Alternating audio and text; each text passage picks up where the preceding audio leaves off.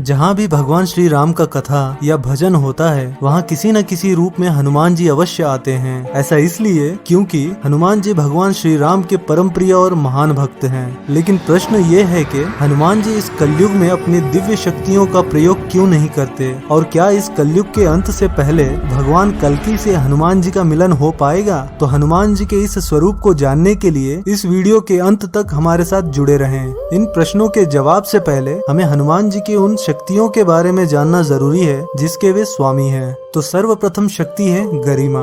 इस सिद्धि से हनुमान जी अपने शरीर के वजन को इतना बढ़ा लेते हैं कि उनके ऊपर किसी भी शक्ति का कोई भी प्रभाव नहीं पड़ता, और उन्हें उठाना तो दूर की बात, उनके पूंछ को हजारों हाथी मिलकर भी उठा नहीं सकते। आप सबको याद होगा महाभारत में भीम जिसके पास हजारों हाथियों का बल था, वो हनुमान जी की पूंछ तक नहीं हिला पाया था। तो दूसरा शक्ति है लघिमा। इस सिद्धि से हनुमान जी अपने वजन को शून्य कर लेते हैं। इसका मतलब उनके शरीर में हल्का सा भी वजन नहीं होता। इस सिद्धि से कोई भी बाहरी शक्ति उन्हें काबू नहीं कर सकती, और न ही उन पर कोई ग्रेविटी का असर था। और यही वो शक्ति है जिसकी वजह से हनुमान जी लाइट की स्पीड से ज्यादा तेज उड़ सकते थे। क्योंकि अगर हम साइंस की दृष्टि से देखें तो लाइट की स्पीड तक जाने के लिए आपके शरीर का वेट 0 होना होगा, जो कि हनुमान जी ही ऐसा कर सकते थे। तीसरा शक्ति है अनिमा। इस सिद्धि से हनुमान जी खुद को इतना छोटा कर लेते हैं कि दुनिया का सबसे छोटा पार्टिकल भी उनके सामने पहाड़ जितना बड़ा दिखता है। आप सबको याद होगा रामायण में जब हनुमान जी माता सीता से मिलने अशोक वाटिका पहुँचे थे, तब उन्होंने खुद को एक चींटी जितना छोटा कर लिया था। चौथा शक्ति है महिमा। इस सिद्धि के प्रयोग से हनुमान जी अपने शरीर को मन चाहे जितना विशाल बना सकते थे, फिर इनके सामने पूरा ब्रह्मांड ही छोटा पड़ जाता। आपको याद होगा संजीवनी बूटी लाते वक्त हनुमान जी ने खुद को पहाड़ जितना बड़ा कर लिया था, और फिर उस पहाड़ को अपने हाथों में उठा लिया था। पांचवी शक्ति है प्राप्ति।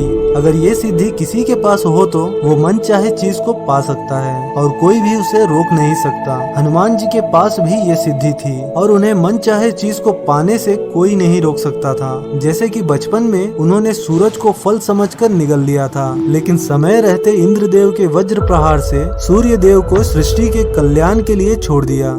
छठा शक्ति है वशिष्ठवा। इस सिद्धि से हनुमान जी किसी को भी अपने वश में कर सकते थे।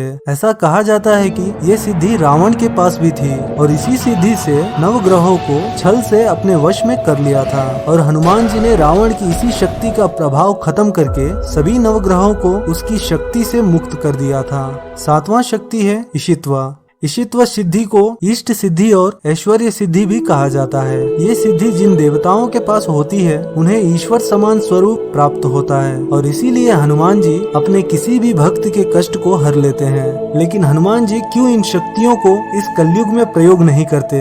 ऐसा इसलिए क्योंकि कलयुग के आरंभ में ही हनुमान जी मनुष्य के इन दुष्कर्मों से विचलित हो गए थे, और तब भगवान शिव पुनः हनुमान जी को उनके लक्ष्य से अवगत कराया, जिसके बाद हनुमान जी भगवान श्री राम द्वारा दिए उन कर्तव्यों का पालन करते हैं। हनुमान जी को भगवान श्री राम ने इस कलयुग के अंत तक धर्म एवं राम कथा का प्रचार करने का आज्ञा दिया था। तो फिर इस कलयुग के अंत से पहले भगवान कल्कि से हनुमान जी का मिलन कैसे होगा? समय से पूर्व किसी भी कार्य को किया जाए तो उसके परिणाम या तो असफल होते हैं या फिर विनाशकारी होते हैं। इस कलयुग के अंत में भगवान कल्कि जब इस पृथ्वी लोक पर अवतरित होंगे, तब एक समय ऐसा आएगा जब हनुमान जी को पुनः भगवान कल्कि के रूप में श्री राम जी के दर्शन होंगे, और तब श्री राम जी के दिए हुए उन वचनों का कार्यकाल भी समाप्त हो जाएगा, और हनुमान जी जो भगवान शिव के अवतार हैं वे पुनः शिव में समा जाएंगे। तो दोस्तों, ये थे हनुमान जी के शक्तियों से जुड़े रोचक तथ्य। हनुमान जी के प्रति प्रेम को दिखाने के लिए इस वीडियो को लाइक करके कमेंट में जय श्री राम लिखना ना भूलें। ऐसे ही और भी वीडियोस देखने के लिए हमारे चैनल को सब्सक्राइब भी कर लें। तो फिर मिलता हूँ किसी इंटरेस्टिंग वीडियो के साथ। This is Ramanand signing off, bye.